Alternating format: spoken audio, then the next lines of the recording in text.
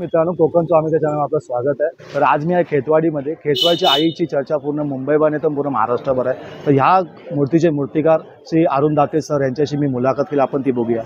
आपण बघता की खेतवाडीच्या आईचे मूर्तिकार अरुण दाते आज आपल्यासमोर। दादा, काय सांगाल आपल्या मूर्तीबद्दल आणि आपल्या मूर्तीची चर्चा पूर्ण महाराष्ट्रभर पूर्ण मुंबई काय पूर्ण देशामध्ये काय सांगाल?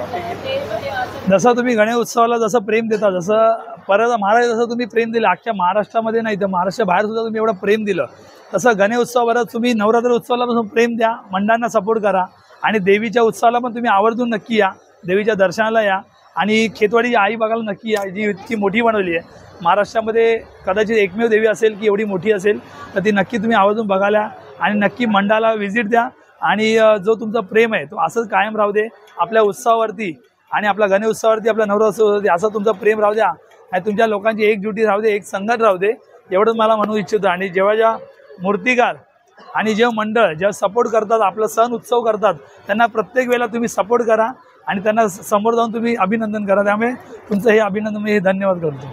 थँक्यू तुमच्या